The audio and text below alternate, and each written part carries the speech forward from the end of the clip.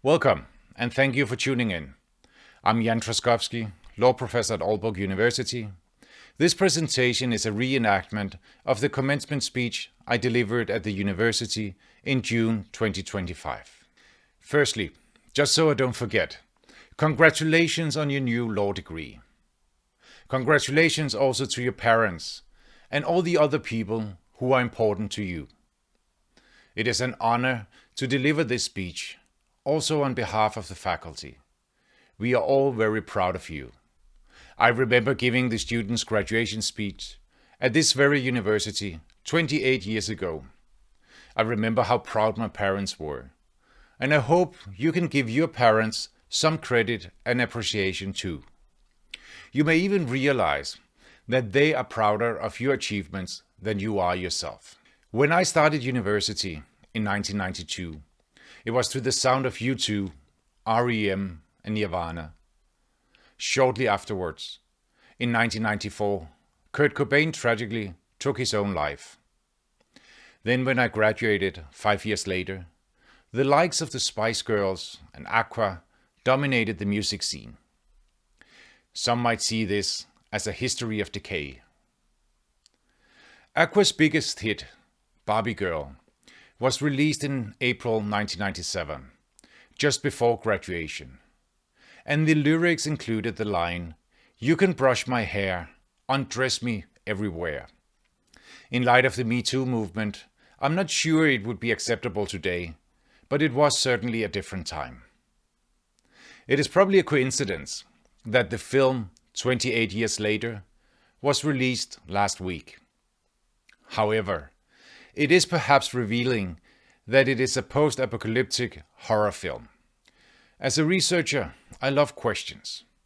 And one of the best questions I've been asked in a long time is what I would say to people graduating with a law degree today in this world and at this time in about 15 minutes.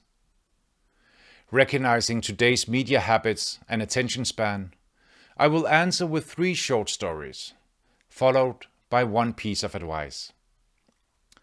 You can explain reels and stories to your parents afterwards. The first story is about the most important technology available to humanity. I am, of course, talking about the human brain and its capabilities. One of the most fascinating things about the human brain is its ability to enable us to imagine things that don't exist. Imagination is our greatest human superpower.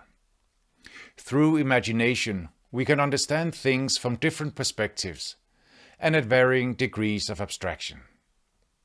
This ability is also the foundation for empathy, enabling us to understand and share the feelings of others.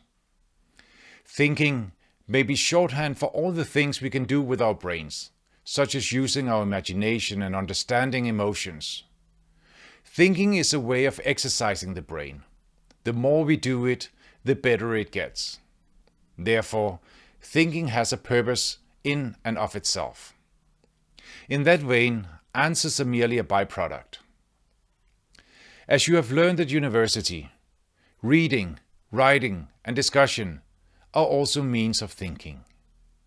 You have also learned that understanding law requires abstract thinking skills. The human brain is fully developed by your mid to late 20s. So congratulations, therefore, to those of you who have reached this stage in your lives. After 5 years of university education, your brain is finely tuned for thinking. The second story is about community and shared thinking. Firstly, it is important to realize that we are nothing without the attention of others. We only exist in the context of other people. This is why loneliness can be so detrimental to our well-being. When brains work together, we can achieve great things. Intersubjectivity describes the shared understanding that comes from thinking together. Examples of this include money, religion, and the law, all of which only exist because we collectively believe in them.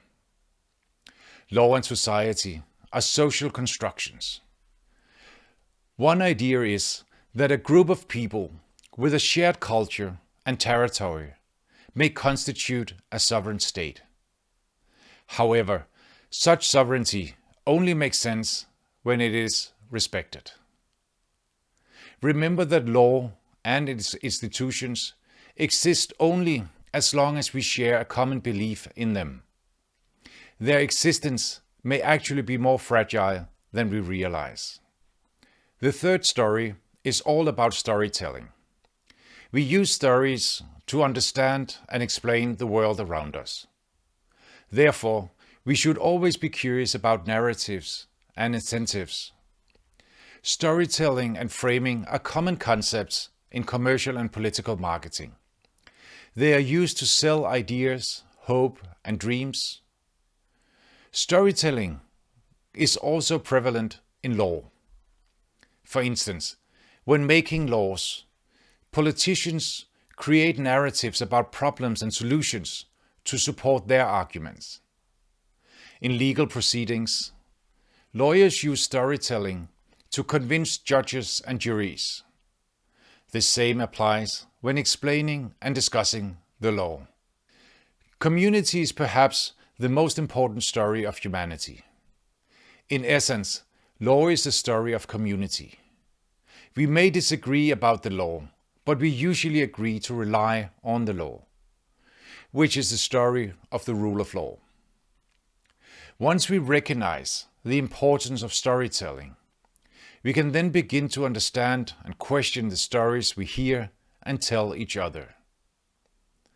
The next time you meet friends or colleagues, there's a good chance that you will exchange stories about how busy you are.